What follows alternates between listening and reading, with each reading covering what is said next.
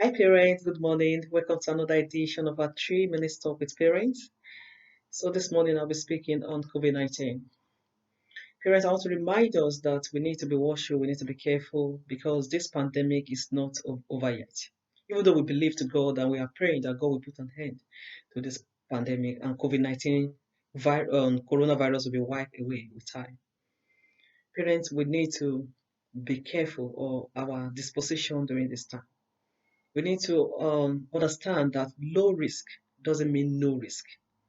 So because we are low risk doesn't mean we cannot, um, be affected or contract this disease at all.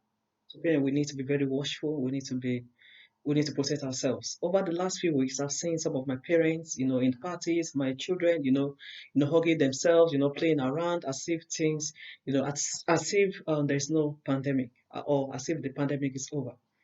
So parents, please let's ensure that we are following the guidance of the government. The government has given us a lot of guidance, rules, what to do, what not to do at this time. So please let's ensure we are following this instruction. We understand that we are covered by the blood of Jesus. We understand that God's protection is over us, the eyes of God is upon us, God is with us, and of course God has been with us even before the pandemic, during the pandemic, even when things were so bad, a lot of people were dying all over the world. God has been there. God has proved Himself. That's why we are here today. And this God will not leave nor forsake us. But yet, parents, we need to take care of the temple of the Most High God, the temple of God, which is our body. We need to protect ourselves. We need to protect our children as well. So we can do this, as by following the government instructions, avoiding the 3 C's, the crowded area, confined space, and close contact with people. We need to avoid those C's, and we need to ensure that we maintain like at least 2 meters social distance from other people, regardless of who they are, or unless they are staying in the same roof with us or any other person, even our neighbor. We need to maintain that distance, the social distance.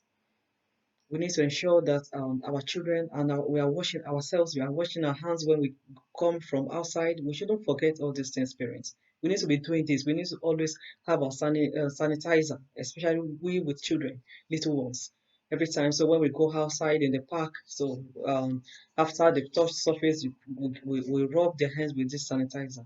Parents, please don't let us get carried away. Please, let's ensure that we are doing the right thing and we are following the instructions of the government.